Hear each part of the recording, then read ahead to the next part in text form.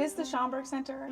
To me, it is home. The place where we come to see who we really are, not just somebody else's reflection of who we are. The Schomburg Center is a place of culture, it's a place of history, it's a place of knowledge. The Schomburg Center, to me, is a repository of all of the things that has documented our sense of worth as a people. For me, that means that it is a place of immense power. The Schomburg Center is a public research library and a cultural institution for the study of the Pan-African world. It is perhaps the best in the world. My Schomburg Center is Arturo Alfonso Schomburg. Arturo Schomburg said, Black history and culture and intellect exists. At a time when most people didn't believe that, he collected those evidences. And that became the beginning of the collection. And it has expanded and has grown to where it is now a world-class institution. It holds over 10 million items. There's no parallel anywhere that brings to light what we as people of color have done, what we continue to do. Black culture is all of culture. The universals that animate everyone's life happen here for all people. The Schomburg for me is one of the center pillars of Harlem. When I started the journey of finding out about Red Rooster and Harlem, the very first place I went to was the Schomburg. Researchers from around the world come and use what we have here.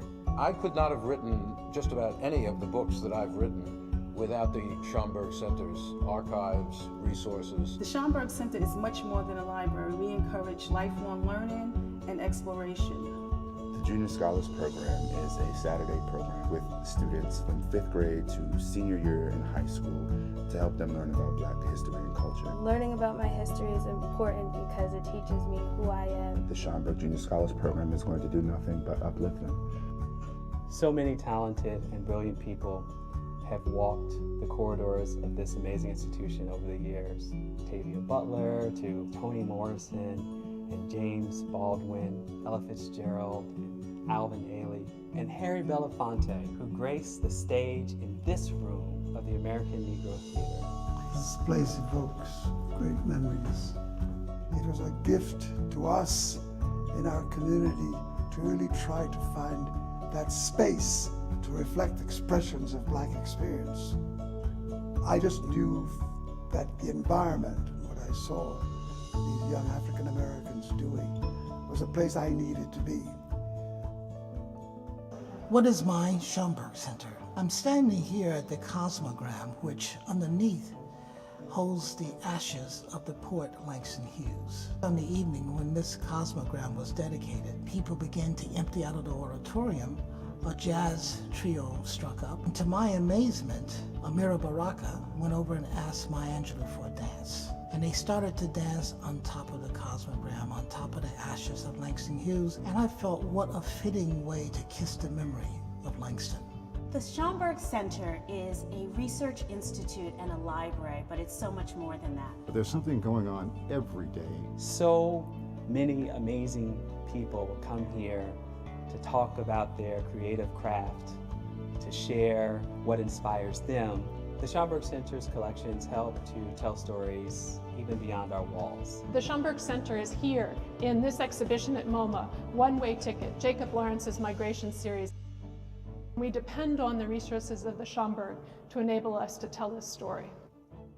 Thinking about the implications of the past on the present is absolutely crucial for understanding the next steps, understanding what we have to do to go forward.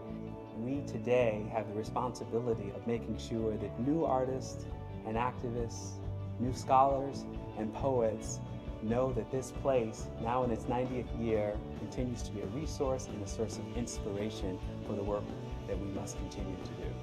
The Schomburg Center is knowledge. The Schomburg Center, to me, is education. The Schomburg Center is home, it is family, it is foundational. Schomburg Center is inspiration. The Schomburg is with me in everything that I do. Community, inside and out. The Schomburg Center is us. The Schomburg Center is you. And we invite each and every one of you to find your Schomburg Center.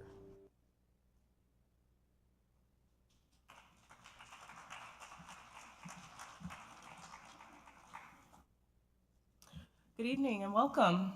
Welcome. Hi, my name is Lady Sasha Jones. I'm the Public Programs Coordinator here at the Schomburg Center for Research in Black Culture.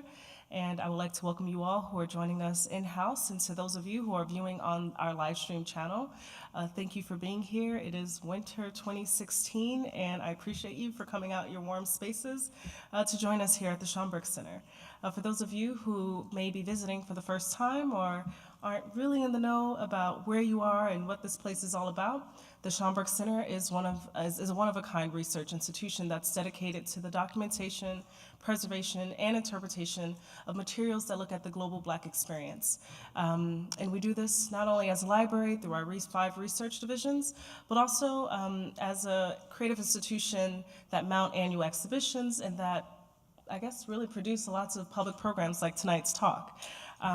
So I invite you to learn more about the Schomburg Center. You can visit our website. We have tons of promotional materials in the lobby for you to pick up, not only our Winter 2016 brochure, but also our members Schomburg Society program book that I definitely encourage you to pick up and take home if you're not already a Schomburg Society member. I would like to thank all of our Schomburg Society members that are here tonight. I see a few of you and a few, I guess, our regular faces. And it is with your support, as I say every night, that we are able to do what we do all year round, free to the public. So again, if this space is something that you believe in and want to contribute to, our program is a sure and straight and direct way to do that. I'm not gonna share more about our upcoming programs. What I do want to do is get right into tonight's program because this is very exciting. Visually Speaking is curated by Terrence Jennings. It's a photojournalist, but also one of our house photographers here. And it's one of my favorite series, just because I'm very committed to presenting the works and voices of visual artists, and Terrence shares that commitment with me, but in particular to share the careers and really portfolios and lives of Black photographers, and it's something that's very, very special and important to us. We have a very large and dynamic photos and prints collection here that, again, I invite you to come back and check out if there's a topic of interest for you all. But again, Terrence, I never say thank you. I know that we work hard on these programs, but like I said tonight, it's one of my favorite series that we present here at the Schomburg Center. And tonight is very special because it's a talk on the Kamoinge collective, the brilliant and extraordinary and legendary Kamoinge collective. This is our second talk on them, but we had to bring them back, a few of the members back, to commemorate this new publication that they have that I know many of you probably already have picked up. If you do not already have a copy, we are selling copies of the art book in our shop. The shop has moved. Today is the first day that it's actually housed in our Latimer Edison Gallery, and that is only because we're undergoing a few renovations. So yes, I encourage you, if you don't already have a copy, to pick up one. I believe the book is $60. So before I bring out our moderator, who is Bill Gaskins, I'm going to read a little bit of his bio, and he'll come back to the podium and talk more about what you all are going to witness tonight from the conversation and bring on the photographers, okay? From a professional base in photography and arts writing, an academic foundation in fine art and the history of photography, the work of Bill Gaskins explores questions about photography and the portrait in the 21st century. His work has garnered attention through books, catalogs, and solo and group exhibitions at major venues, including the Crocker Museum of Art, the Brooklyn Museum of Art, Detroit Institute of the Arts, and the Smithsonian. He is currently a faculty member in the American Studies program and the Performance and Media Arts Department at Cornell University. Please help me welcome our moderator, Bill Gaskins, to the stage, and thank you all.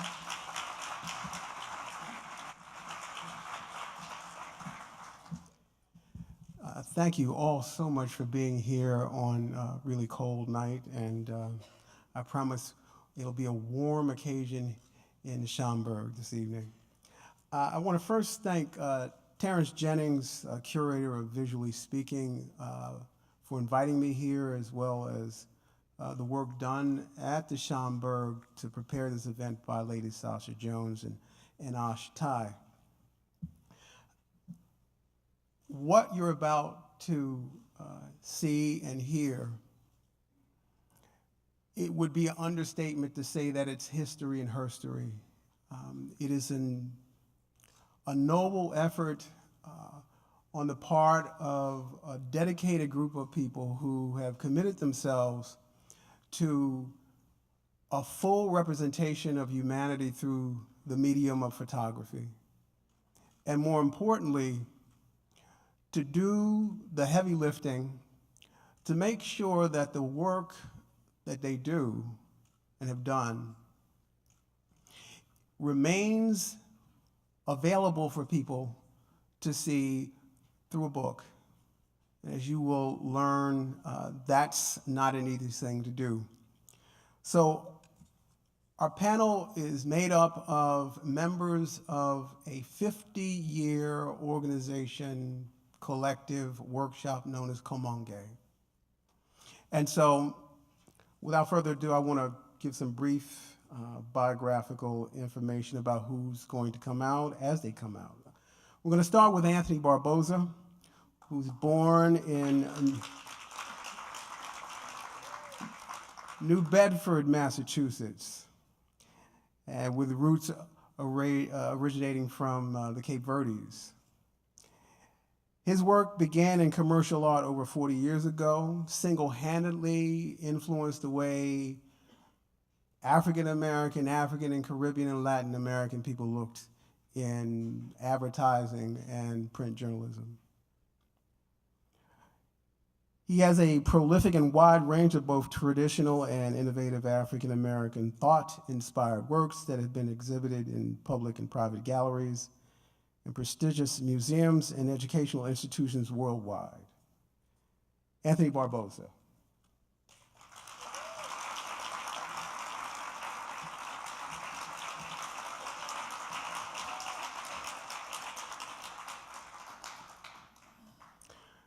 Herb Robinson has been documenting the human experience as a New York City-based photographer for over 40 years.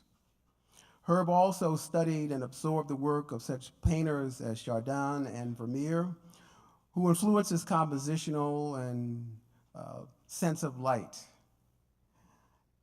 Music, jazz in particular, has been an important influence on Herb's working style.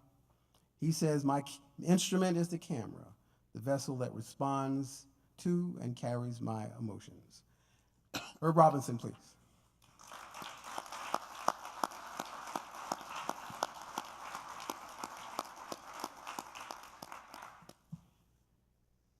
Adger Cowan, a fine arts photographer and abstract expressionist painter, has experimented with a myriad of mediums over his artistic career.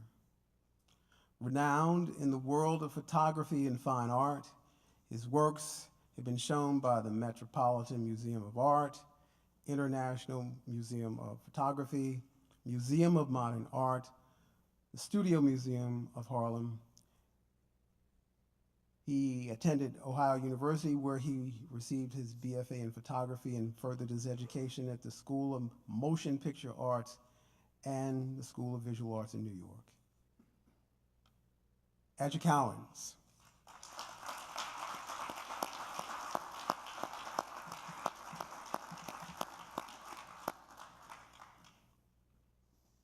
Gerald Cyrus was born in 1957 in Los Angeles, California, and began photographing there in 1984.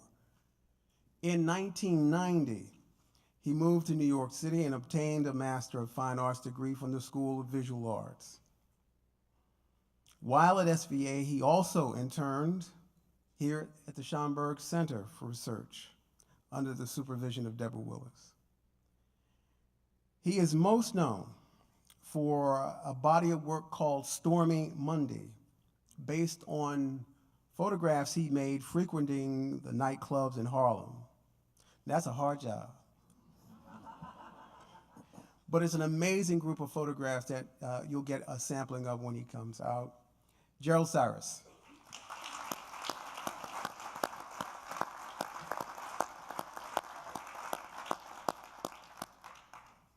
Perhaps the only man that could say, I'm going to be at the bar and not get in trouble for doing it. So.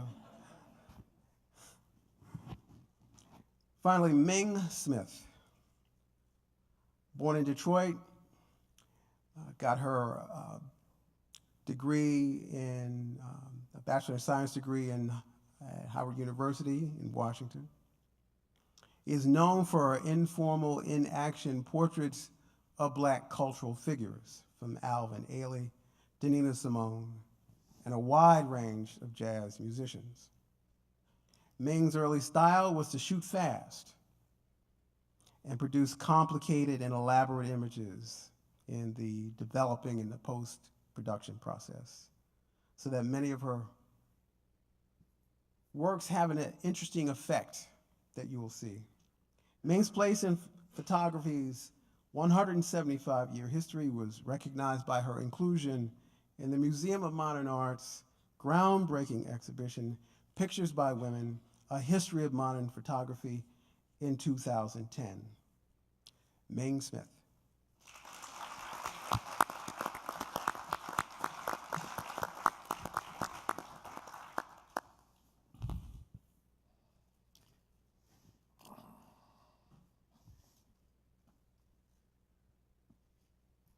Okay, everybody comfortable?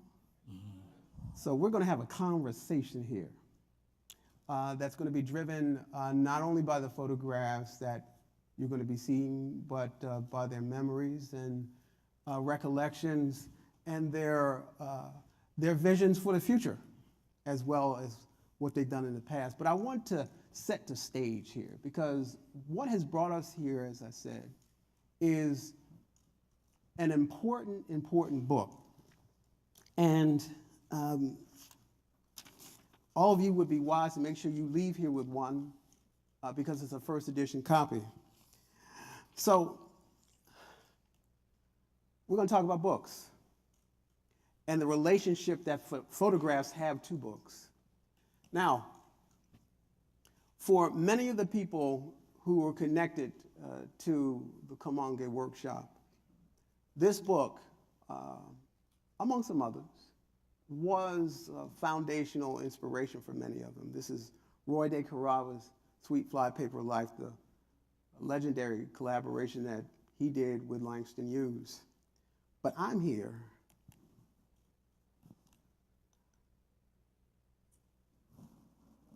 because of this book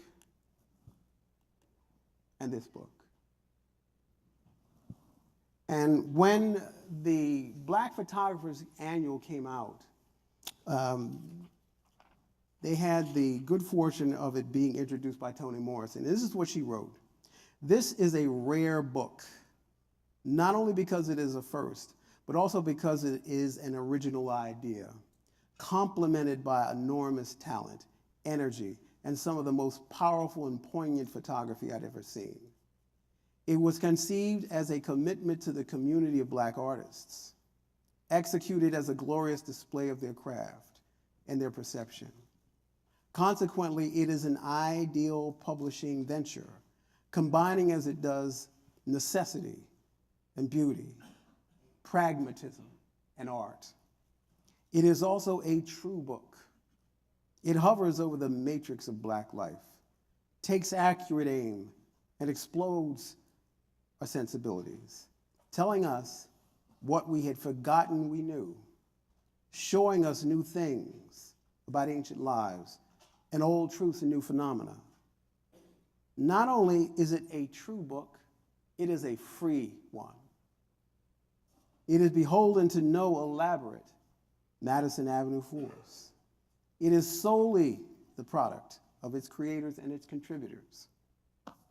There is no higher praise for any project than that it is rare, true, and free. And isn't that what art is all about? And isn't that what we are all about? End of quote.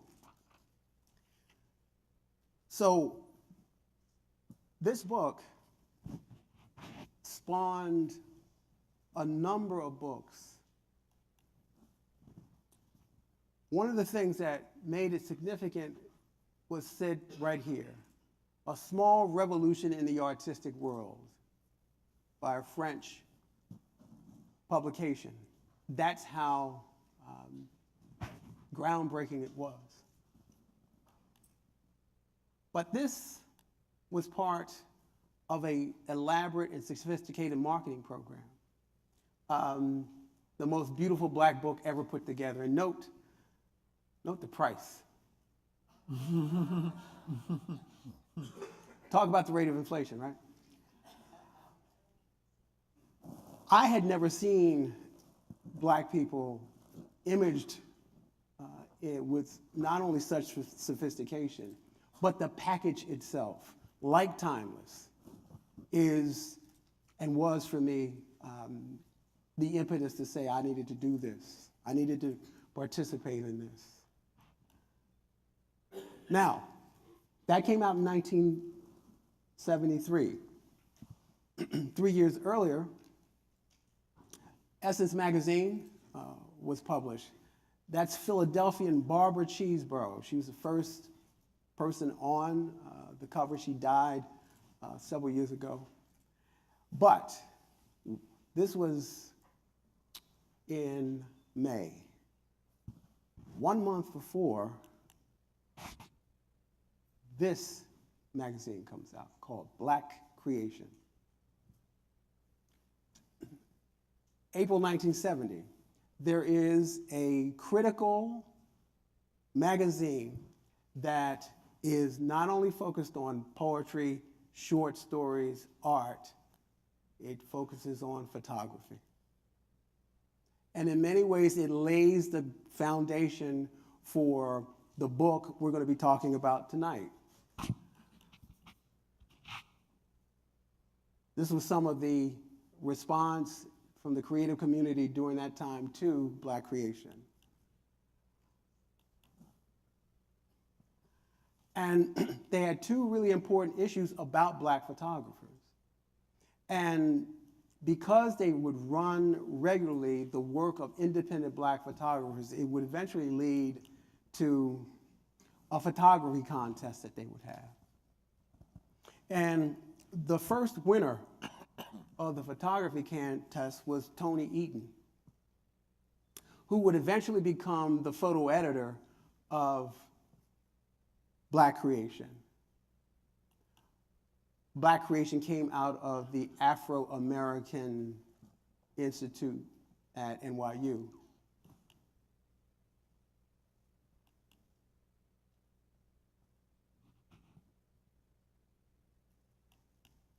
Now, note, the judges for the contest, Roy de Carava, Tony Eaton, Bob Fletcher, John Ford, Jim Norton, and a G. Straw. So we see an institution that is recognizing photography at a period of time in the United States culture industry when photography wasn't considered by many people to be an art form. So this group of black scholars and arts people decide that we're recognizing photography. And it provides this foundation for the publication that we're going to talk about tonight. Now, in Black Creation, they had a long-form interview that involved key members of the Kamoinge workshop. Buford Smith, Ray Gibson, Lou Draper. And they've had some really interesting things to say about photographs back in 1972. We are limited unless we can really become somewhat free to search and explore our own people and other peoples in the world. Lou Draper, the whole idea of making synonymous your feelings for the camera with your life experience is something that takes a while to develop. Buford Smith, if black photography is going to be meaningful, it's going to have to shape and point the way, rather than deal with the kind of reaction to. So, the Black Photographers Annual 1, 2, and 3 form a significant publishing foundation for Timeless, connected to the work of Deborah Willis, who becomes this publishing force from the 80s through the present day.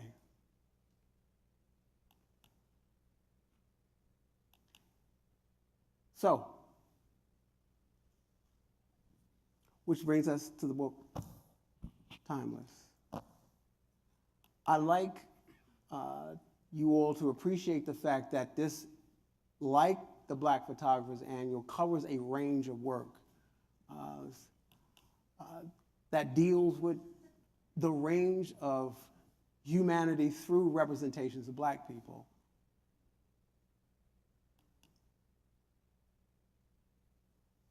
In simple and complex ways.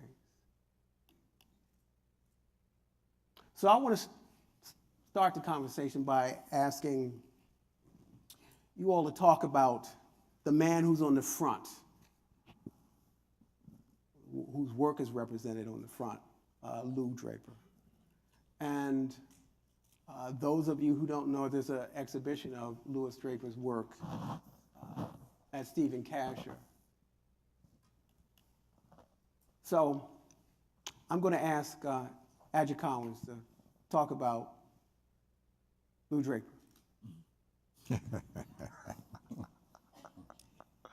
Well, first of all, Lou Draper was a very humble person. And sometimes in the meetings that we would have to ask Louis to speak up because he would talk very quiet. We'd say, ask Louis about something, he would say, well, Louis, what are you saying? But he was very humble. He was a very good teacher. He had a very good eye. And back in those days, we printed on a paper called Velour Black. And Louis and I were always trading paper back and forth because DuPont stopped making that paper at some point. But it was the best paper for showing really beautiful black tones. And that was a paper that we all used at that time. Even Eugene Smith and some of the other great name photographers used that paper because it's a great paper. So we were always talking about technique. But the main thing that Louis was concerned with was human beings, his sense of humanity. He was very humble and he wanted to show, which actually was very similar to the concept of a lot of photographers at that time who were shooting photojournalism. You know, the idea of showing the human spirit. And that's what Louis was committed to. So going on that, one of the things we learn is that The Family of Man, a copy of that book, was the impetus for the work that he would do. And in terms of what he did for you all, in terms of seeing his work, how did it affect what you did, seeing Lou Draper's work?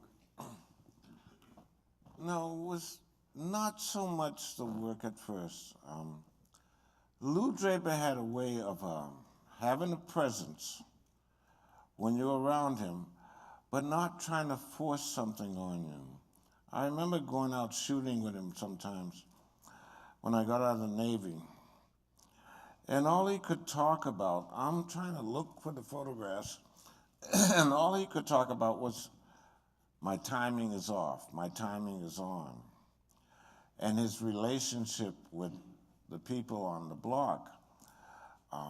When I first got out of the Navy, we would go photographing in Harlem. It happened to be East Harlem at the time. And he said to me, we're walking with our cameras and 3 blocks down, they know we're coming. And at one point, 2 blocks down, we had to give up our film. But we had planned that we would switch and we'd take out a roll that wasn't shot. But the amazing thing was that Lou never tried to emphasize so much about the knowledge he had. He had this innate sensibility of accumulating knowledge, like people read, but he also had this sensibility that it was something beyond just what you read. He always had that ability to reflect and think morally, spiritually about something else beyond that. And what a lot of people don't understand about looking at his work is there are some photographs in there that say something other than what you're looking at visually. There is something beyond what you're feeling and seeing that he understood. And unless you knew him or unless you understand photography to that level, you will not get it. And that is so important, and it was so important for me to be around Lou, and it was more important as the person Lou was than even his photographs to me. It was something I will always treasure. And they say now recently that genius is not that you're born with it. Somebody came out with a book recently. It's the environment that you're in. And if you're with a group of other photographers, we all seem to have influenced each other and influence in so many ways. I was influenced by everyone in the group. Lou especially, Adger, as the older members. But that is so important. We'll let that joke go. The veterans. The veterans, yeah, the veterans, older. yeah. Well, I like to call them old, yeah. But that was so important because not only in Kamoinge did I learn about photography, I learned about music, I learned about literature, I learned about art. There was so much more as a group. So I guess it answers right. So, Herb Roberts, I'd like you to give some of your reflections on Lou Draper, but I also would like you to talk about the book and your relationship to it. Firstly, Lou was a dear, dear friend. In fact, I met Lou latter part of '61 before I joined Kamoinge. And Lou and I were friends first before we were Kamoinge members. And Lou, there was a joke going around years after I joined Kamoinge. I would defend Lou. I won't call the member, he's sitting here. But I would give Lou a pass. He would say, well, that's your boy. So Lou is wrong, but I think, So Lou and I were extremely close. It was what I gained from Lou. Lou is a master darkroom technician, and I don't use the word technician in a commercial sense, but he was a master. Watching Lou print was magical, to say the least. That and coupled with the zone system. Lou gave me Ansel Adams' book on the zone system, and that changed my life because it was a combination of my day job, which was commercial photography, shooting ads, and which quite often involved architectural photography, interior and exterior. And to be able to walk in and zone a room from 0 to 10, and really, where the number 8 is. Lou is a master of that. So that's the biggest gift, the largest gift in terms of photography I gained from Lou. But humanity, and piggybacking on what Tony just said, Lou was a walking saint. So I'm going to leave it there. Okay.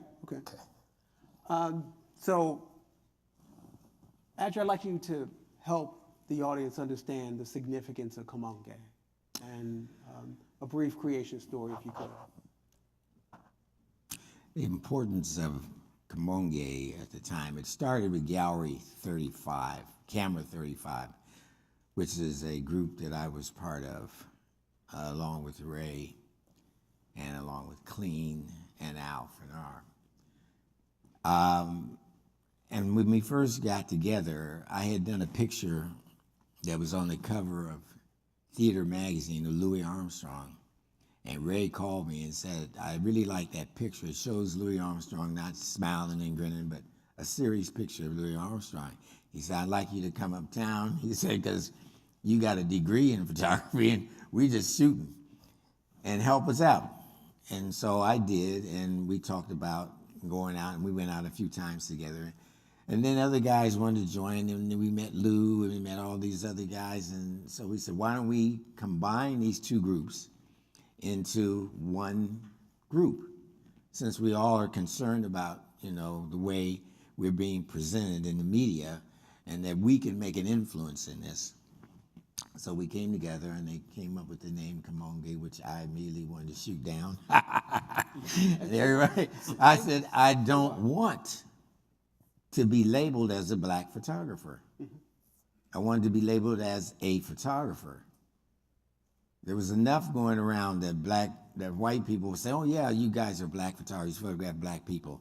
You know, I wanted to get away from that stereotype. So, and I said, besides, the name Kamoinge is too difficult.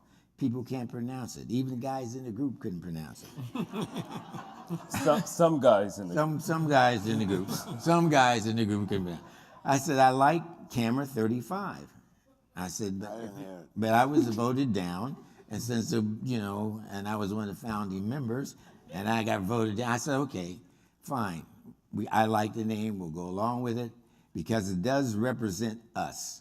And inform the audience the meaning of the word. Kamoinge means a group working together. It's a Kikuyu word. Al Fanar came up with the word.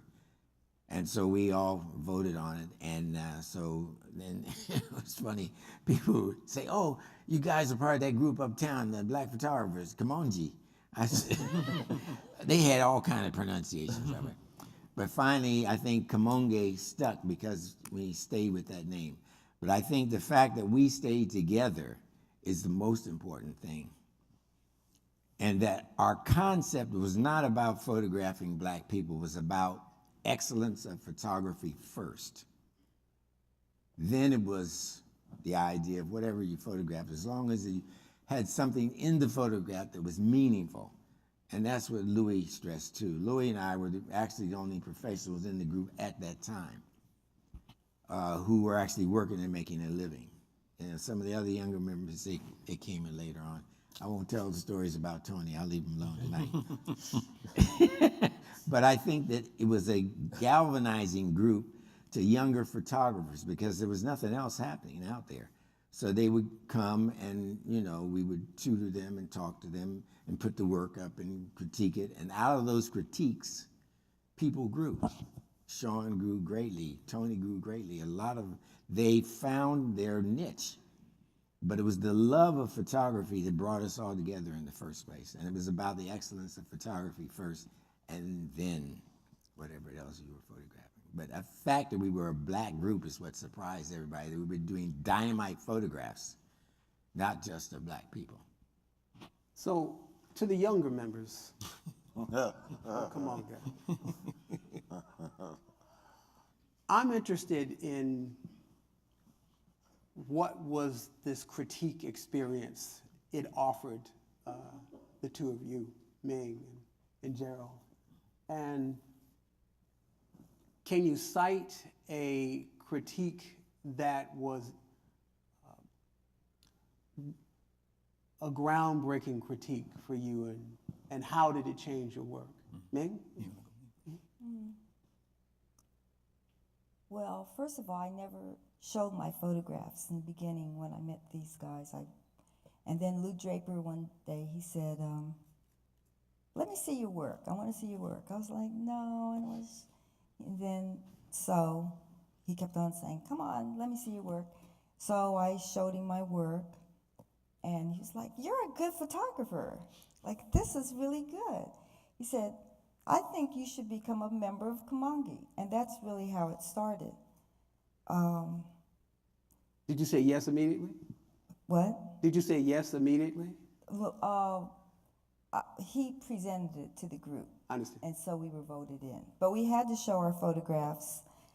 But after I saw what it was about, I kind of already knew certain things visually. I mean, I think I had talent visually because of my father. He was interested in art, and he did photographs.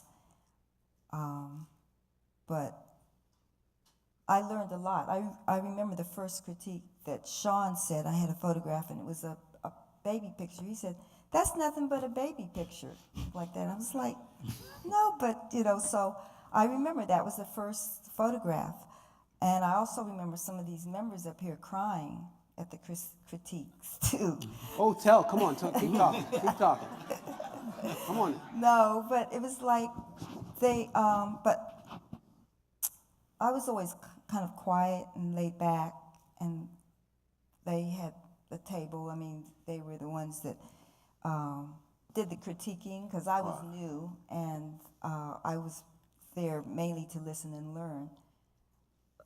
But they were hard on each other as far as the lighting. There was, lighting or print quality, or if you didn't have new photographs, you had to constantly be working on your craft when I first got in the group.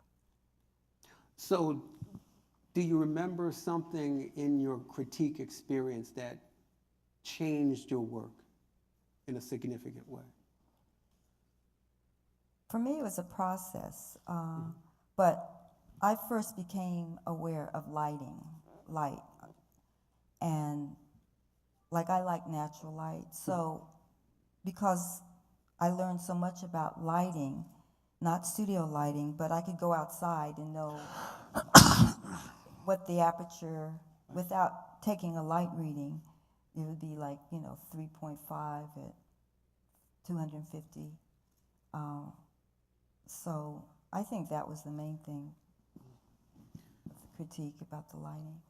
Thank you. Thank you. So, Gerald, what was your process of getting in, and what do you recall of the critique experience that shaped or was a breakthrough for you? Yeah, I came in around the early 2000s. So by then, I think it was sort of the kindler, gentler version of Kamoinge. Excuse me. I didn't have to go through any of the legendary teardown sessions. And by then, I had already, I was sort of midway through my career, so to speak. So, when I came out of Los Angeles, when I started photographing in Los Angeles, there was a group sort of similar, not as prominent as Kamoinge certainly, but there was an independent gallery, black gallery there that was called Black Gallery, run by Roland Charles and Calvin Hicks. And very shortly after I started photographing, I was able to come in contact with them. And they were really instrumental in forming my outlook. This is like the early 80s. And right from the start, I got to see that there was a way of infusing your culture within your images, all right? Rather than just photographing Black people, there was a way to infuse your work with Black culture, just, through the way you viewed things. And so that was really very instrumental just in forming my outlook before I even got to New York. Then when I came here and I went to SVA and got an MFA, at that point, I'm not sure if Kamoinge was active, at least. Yes, we were active. Okay, but I didn't know anybody, so, but I had the great fortune when I went up to do a residency at Lightwork in Syracuse. I roomed with Lou Draper. So it comes back to Lou Draper. And I was really just struck by what a gentle man he was. I mean, I knew Lou's name. I knew a little bit of his work. But I just thought, this is one of these hardcore New York, photographers. And it just struck me how gentle a person he was. And so, I think he's originally from Virginia, and that was always a part of his personality. And so through Lou, eventually, I think, he sort of brought my work to the other Kamoinge members, and I was admitted. I don't even remember. I had a proposal, a critique, but anyway, I was in.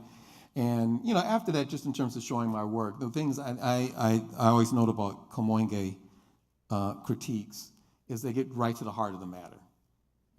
It's like, enough with the fussiness. What are you trying to say? What is this about? And the form should serve the content. and what you're trying to say. Can you say that again, please? And what does that mean for people? Well, yeah, and it just, in terms of just making pretty pictures, you know, or eye-catching pictures, what are the pictures trying to say? What is the purpose of what you're doing? And what are you trying to achieve? And so the form should serve that purpose. And I think that's something that always comes through in the critiques is, you know, what are you trying to say? And how are you getting to that? Now, I understand that Adger Cowans brought Anthony Barboza into Kamoinge. So which one of you want to tell the story? Which one? No, he better not. Well, no. Because first he's going to talk about, I was 19 years old, and I came in with processed hair, and I was very gullible. And he's going to say that I said I was a Cape Verdean, because I came from Massachusetts, and I didn't know nothing about being black, but I did. But what I got most of all is that it was his enthusiasm about his craft. The main thing about all of the members in Kamoinge is they had this passion about photography. Now, I just watched Spike Lee's documentary last night about Michael Jackson. And they kept mentioning about his passion, and he was such a perfectionist. You really have to have a passion for what you're doing, whether it's writing, painting, photography, or what, you gotta really love what you're doing. And I wasn't doing anything when I was 19. I just came into the city.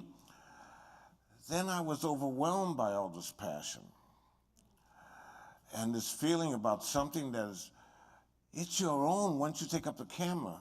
Once you hold the camera in your hand and you click the shutter, it's you.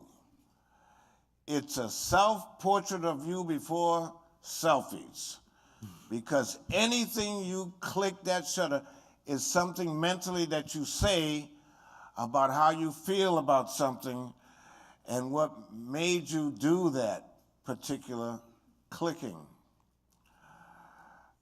Now when we get, and I'm 19 and I go to one of the Kamoinge meetings and I sit there and a bunch of brothers are jumping up and saying, I don't like this photograph, I don't like that photograph, the print is bad, and this is the wrong composition. I'm sitting there, but I learned and I sucked it all up. It is so important to get a bunch of minds together and critique a photograph. Whether you like the photograph or not, some people were doing that in the 1960s, oh, I don't like it. Oh, I like it. But some would go deep into the photograph. And it made you think more about what was going on here. What is this magical thing that happens? Photography is very magical because we as a people are magical. That's how important it is. That's how important writing is, films, acting, all of it. It's magical and spiritual. We bring our spiritualness to that magic. Okay?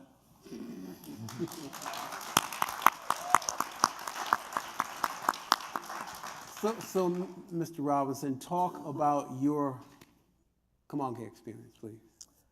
Well, I don't want to talk too long about it because I want us to get to the book. That's on you too. Okay. I was brought in by Herman Howard, actually. I knew Herman just a little bit longer than I knew Lou.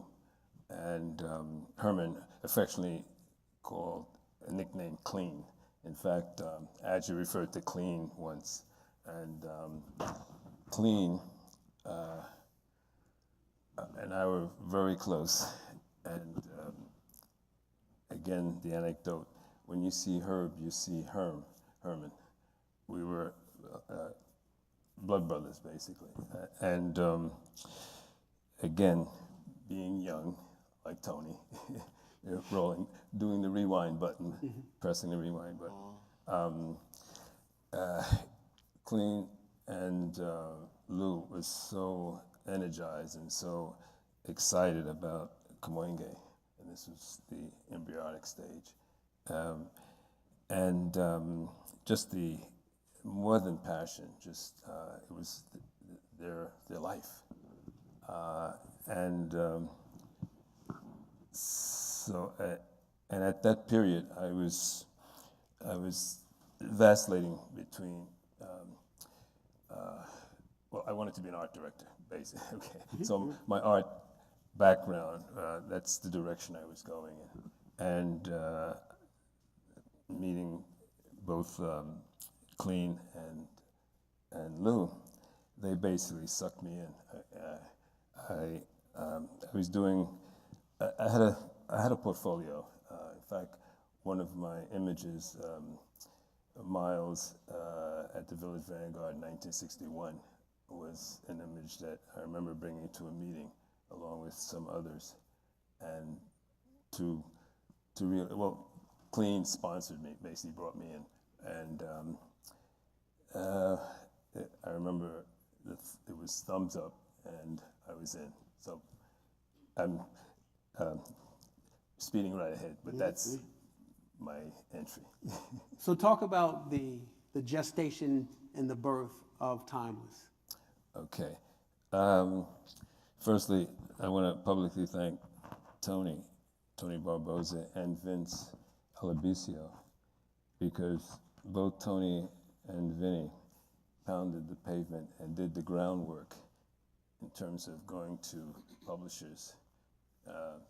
I was brought in after. I was brought in as the designer and the architect, the packaging. But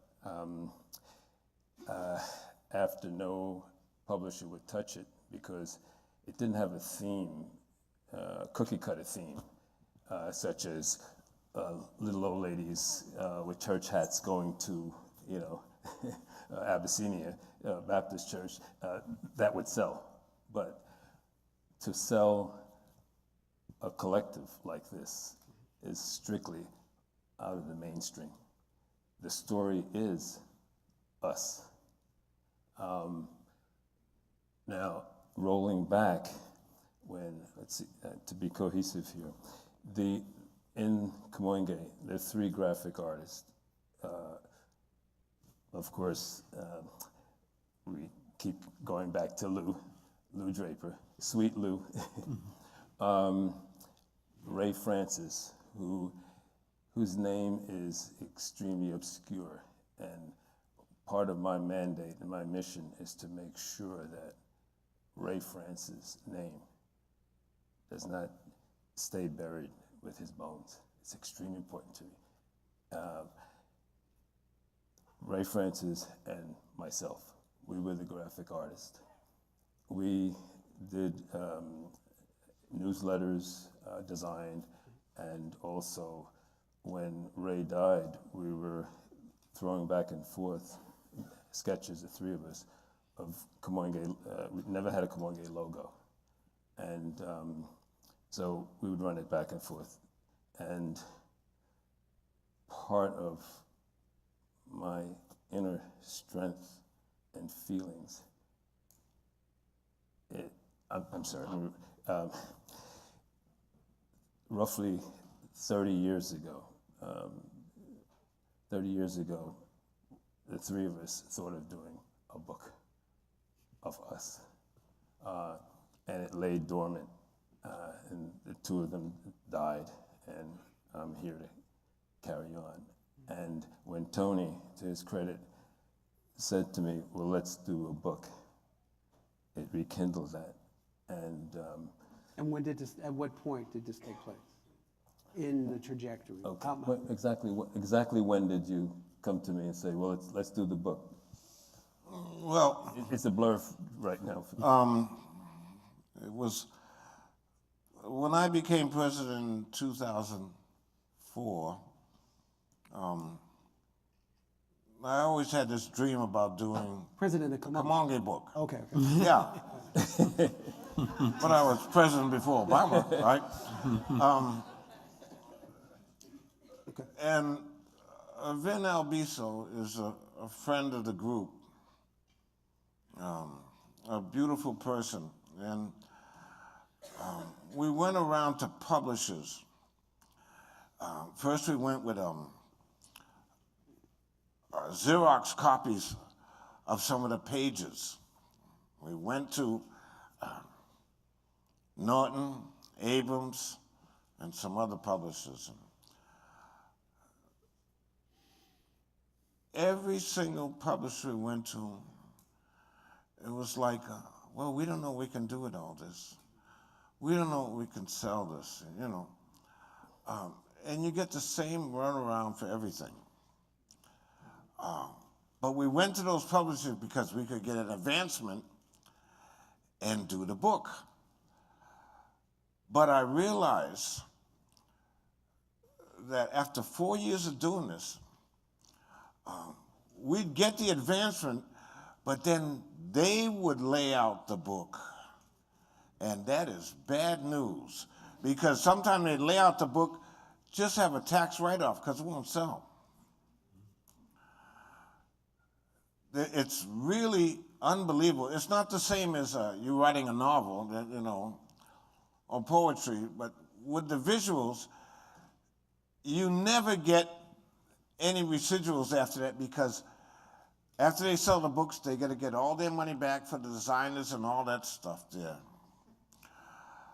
We happened, by the glory of God, to meet one guy in the city that we heard about that was from Schiffer Publishing. So we had to drive down to Pennsylvania, and we want to do this book. And the guy says, well, that's fine, you do what you want, but we don't, as a rule, give out any advancements. And I said, yes, that's fine. I don't care about the money. I want to do this book for the love of the group and to finally make our place in history. To put out something about us as a people that we did.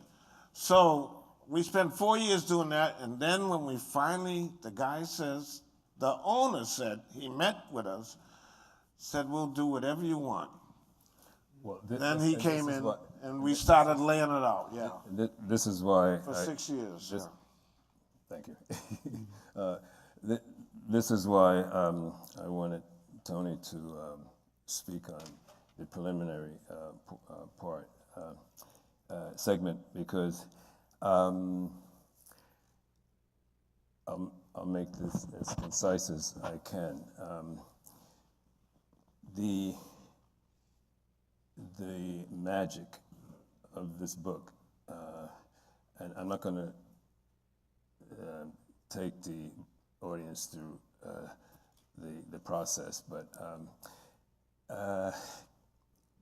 this, when they speak of authors going through a cathartic, whatever, you know, when they write,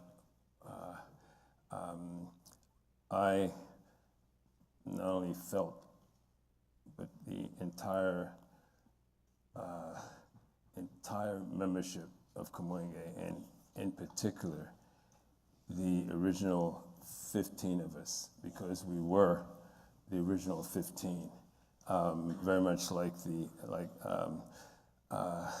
Kurosawa's Seven Samurai, Magnificent Seven, Miles Davis Quintet, you know, I was traveling through, and I know we began with Lou Draper, but the embodiment, and for me, Lou helped me, and Ray helped me design this book.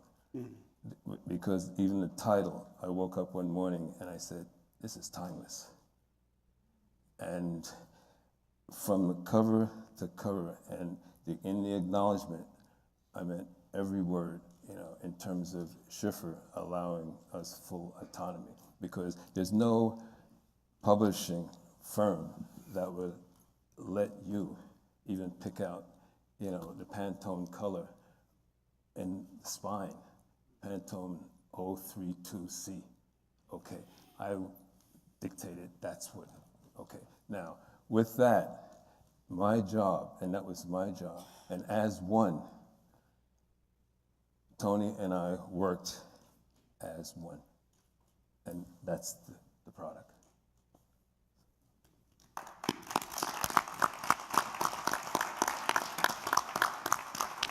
So can I add something? Yeah, go right ahead, go ahead.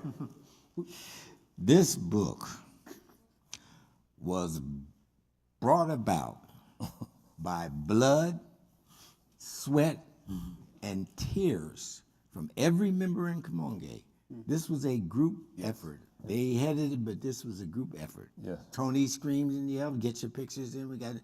I can't get my pictures in. Ming said, "Nobody told me on time." Somebody else said, "Well, I didn't have this and I didn't have that." "Well, why didn't you put this picture in?" "Well, you didn't do that with my picture. I thought this, I thought."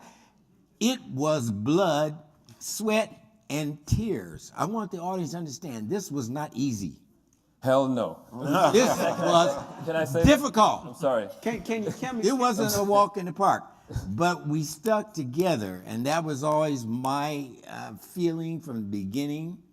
We can fight and we can argue and disagree, but it's more important that we stay together and see this through, because in the end, after we're all gone, what do we got?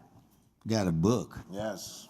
And everybody doesn't know all the blood, sweat, and tears. We couldn't tell you all the stories. But I just wanted you to know it wasn't a walk in the park. We have some questions from the audience. Coming my way from Price Waterhouse. Oh, thank you very much. Yikes. All right. Let's see. Do you use digital photography? And if so, where do you print your photos? Do you use Photoshop or similar software? Yes. You know. Yes. Use all of those. Yeah. It doesn't matter whether it's digital or film. You are using your mind and your eye. Whether you put it in external drive or, you know, that's not an important question here for the visualness, for the images that we are trying to translate to you. That's a technical question that you can read in a book or a magazine. I am not answering, you know, that's, you know. If we saw the images. Ming, do you have a response to that question? He said it. All right.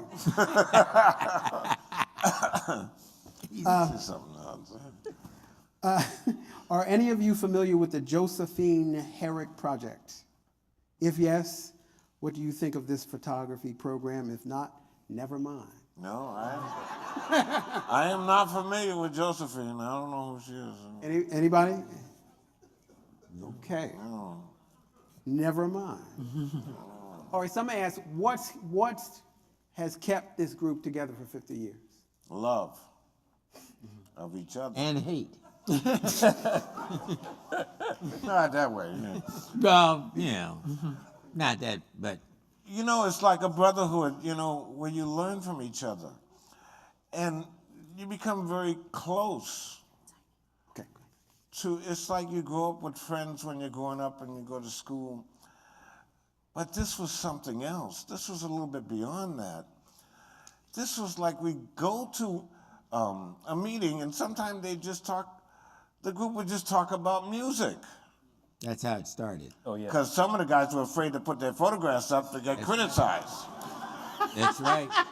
Let me tell you that some people were invited to the group and they put their photographs up and they went home crying. It was devastating. And I learned that. Right, John Penhills? You put your photograph up there, you know, you better be ready. There is so much more we could learn from each other. So it was sharing the knowledge that was so important about the group. Yeah. Ming and Gerald, what has kept you in the group? Well, I mean, I've moved to Philadelphia, so it's actually a bit more of a chore to get up here to the meetings, but there's just nothing like that camaraderie. There's nothing like that feedback that I get from the other members. There's nothing like the inspiration I get from looking at their work. So, you know, whatever difficulties we have, it's worth it. What's kept you in, May? Probably purpose, their purpose and intent. So they introduced photography to me as an art form. And for me, that was like the world had completely changed. But I would like to see, like, the kids, the everyday kid, instead of picking up a gun, pick up a camera. Like, let's be a Miles Davis of the camera. If we have a fight, let's get our cameras and see who can take the baddest photograph and compete on that, because it's all about community basically. And I noticed, like, when I had a show in Watts Tower in LA, no critics didn't come and there was no money, but I had my photographs. And when I came one day after it had opened, all these kids, they came and they said, "Oh, are you Ming Smith, the photographer?" And I said, "Yes." And then a whole slew of like 15, 20 kids came and grabbed my legs, and they were like so happy to meet me, to see me. And I realized that the young folks, they like to see images of themselves. And this group started when we did not see images of ourselves. There weren't even black people on television. So, I mean, that, I know now with all of the images, with the group, you know, hip hop, and there's loaded images, the ball players. We have a lot of images, but you have to think that this group started because there were not any images that we took especially. And so the purpose, that's what's kept me here. Do you feel that Cmon Gay, in the midst of all of these images of black people, is still relevant? Yes, this book should be in every library. So you can go and see. I mean, or it should be, you know, on the table of so the kids come, like during Thanksgiving. My neighbor invited me to Thanksgiving dinner, and her nephew was there, and so he. I said, "Oh, do you know about photography?" We're talking. He's 9 years old, so I told him. I invited him up to see my images, because I have all images. And he was so blown away. He was so excited. It was like he had, you know, had 10 candy bars. He was full of energy. And the next day, he went shooting in Central Park. They were from South Carolina. And he stayed all day shooting. Mm-hmm. And so I was like, this is more than gold. This is more than gold. We have a really good question here. As I watched the slideshow of images, I observed the collection of work displayed as nestled in surrealism and abstraction. How would you define Cmon Gay's perception of the world? Does this definition relate to an overall black aesthetic?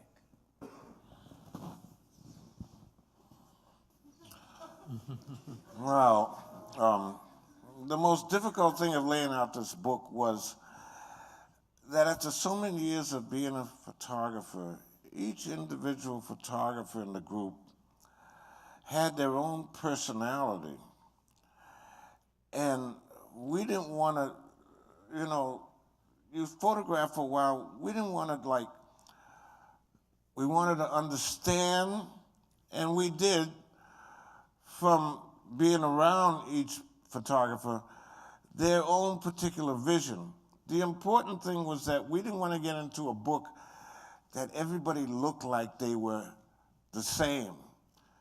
we wanted to purposely show each individual's vision about what they live and experience.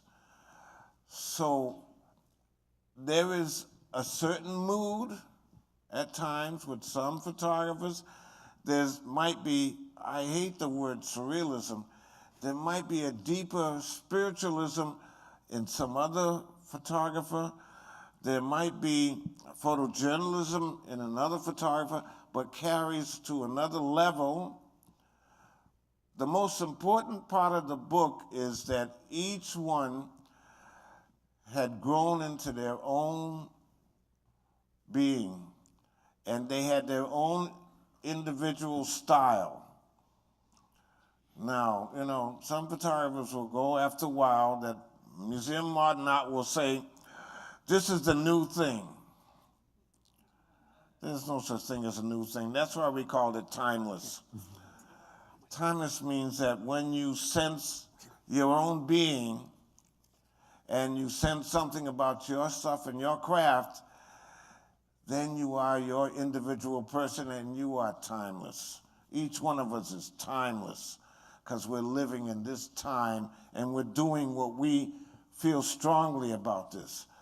We're not going over there and copying everything that all the museums say that should be, this is the new thing. There's no new thing.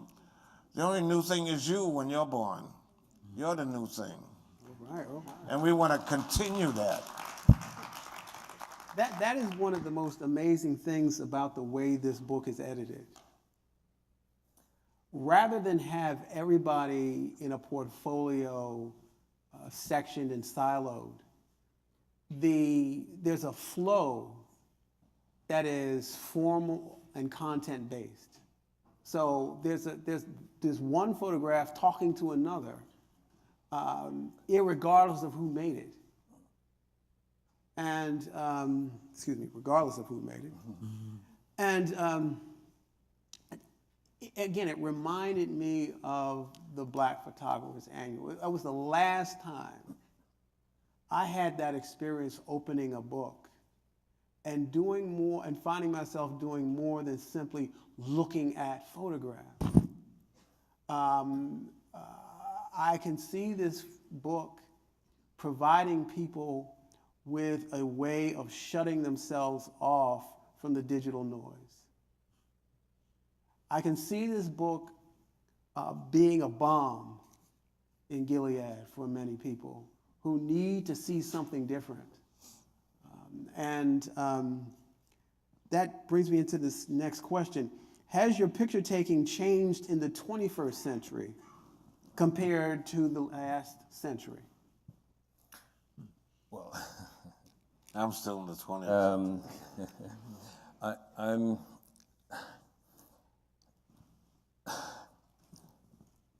for expediency, I'm a child of Miles. Personally, if I were to answer it personally, I'm not only restless, but since I'm not a race car driver, and my whole being is like that. Where I'm just, firstly, it's what God gave me, you know, this restlessness and to push the envelopes and my work reflects that because, and I'm constantly growing and in fact, I have a piece, an abstract in the book. It's called The 21st Century. I don't know if that was the time. Yeah, it was up there. Yeah. Oh, okay. Yeah. I'm just constantly moving, you know. But also, I've been gifted with examples of, let's say, we mentioned Lou. We'll say the school. Actually, we have a line that's the University of Kamoinge. This is a university. We all grew, and we were all young at one time. And this is better than any university. But also, my vocation and avocation I was lucky, came together. Because as a still life photographer, working with surfaces, mylar, working with texture, set design, all of this, I now use as tools. So whatever I want to say, I just pluck a tool, you know. And so it's exciting for me, especially as I grow older, and it keeps me feeling, you know, like I may not be able to run as fast anymore, but you know, it's something happening that's so invigorating. And what Miles must have felt every time he ventured further. You know. So this question was a question I was going to ask, but how many other women are there in the group? And were there any challenges being a woman in the group? Oh, there's yeah. So there's what, three? Stand up, ladies. Different women. Three. Stand up. And June.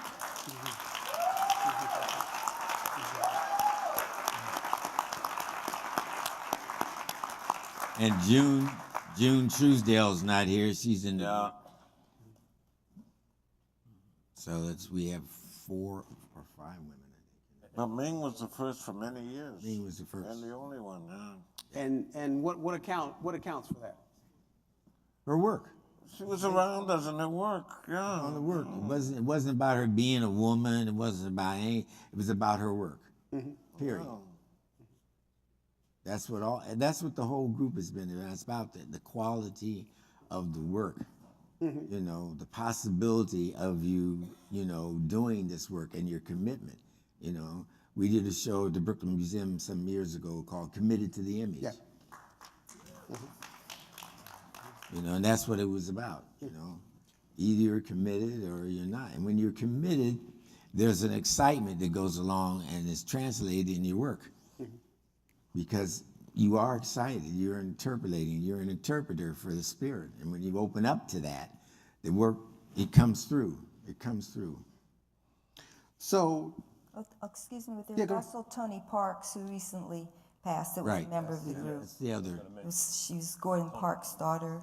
That makes. Oh, yeah. We just lost Tony, yeah. So that makes 5 women, I said. 5. That was Tony. It's the 5th.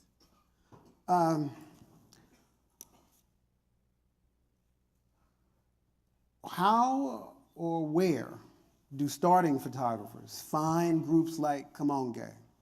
Many of us aren't able to find the critique of our work that's necessary for our growth.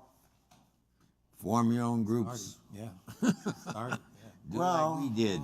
Form your, or come to Kamoinge with your work and ask us. Yeah, we'll charge you. We'll tell you. I'm only teasing. No, it is important, but we've never had a meeting place, you know, a building. We could do a lot more if need be, but I mean, maybe the Schomburg might want to open it up for us to give a critique.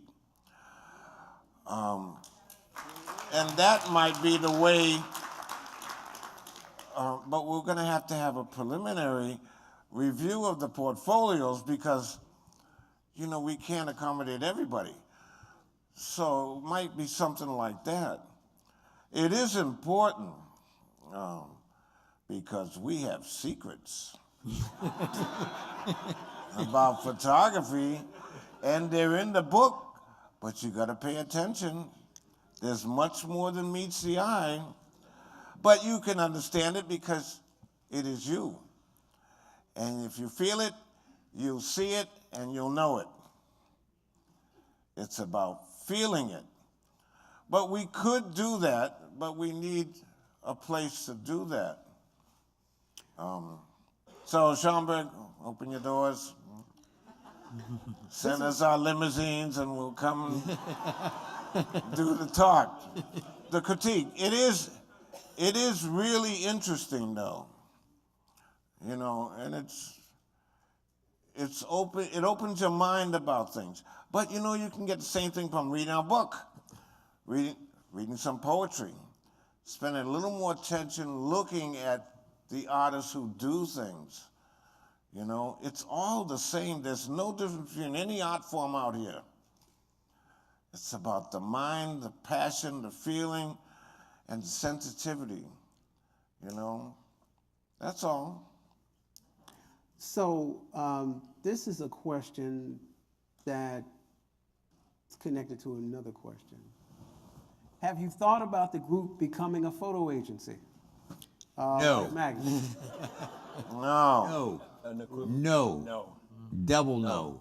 No.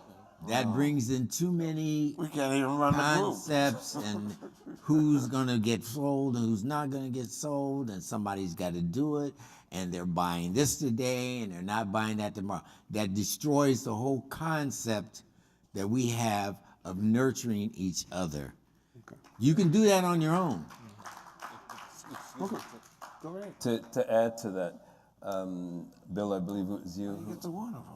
Right here, right here.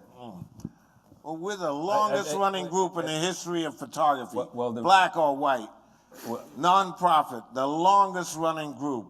The group before that was the Photo League, and they didn't even reach 50 years. No other group in the whole history of photography is longer. I'd put that in the book, to be sure. Okay, all right. I've had my drink. Well, the question, how did we last for 50 years? Yes. There lies the answer. Commerce does not work, okay? That's why we're able to last for 50 years. But still buy the book. That's how you can support it. So what selection and elimination process was used to edit the final photographs in the book? Oof. Oh, God. Well, we can leave how now. many hours do you have? Let me just put it this way. The three of us, Tony, Vince, and myself, the process was such a beautiful process. It was beautiful, and it was done without, which is unusual. God bless you. It was done without any arguments, any. But I think we were all, again, I'm going back to the Miles Davis Quintet, whether we were talking about Red Garland, Paul Chambers, and Miles. It's that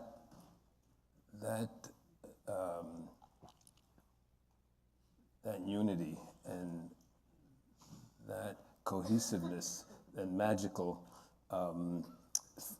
thing that happened and kept happening every time we went through the process. It was so in sync that was it made it magical and mystical, you know. And I often say that, again, I'm going to evoke Ray Francis and Lou Draper. They were working with us because it had to be something bigger than the three of us, you know.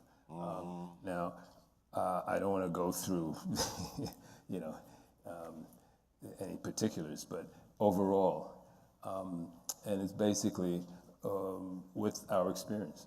You know, Tony has a fantastic eye. You know, I have a pretty good eye myself, so we were able to just immediately, you know, go down, no, yes, no, and we did have some disagreements. You know, of course. Very little. There's certain photos that I did not want in the book, and there's certain photos. It's almost like it was meant to be. Yeah. You know? But we hit a balance. So, I mean, that's basically. Well, with that said, it was meant for all of you to be here, clearly, And I began by situating Timeless in a pantheon of independent creative and publishing efforts that are not necessarily household words. And if we're going to see the next edition of what will certainly be another named book from Kamoinge, it's important that you and yours get this book into your homes and share it with others and make it contagious. 50 years is a long time, a long time. And you can best believe that these men and women have been in the shadows and in the light. And I know that they've not ever received a standing ovation, so let's fix that right now.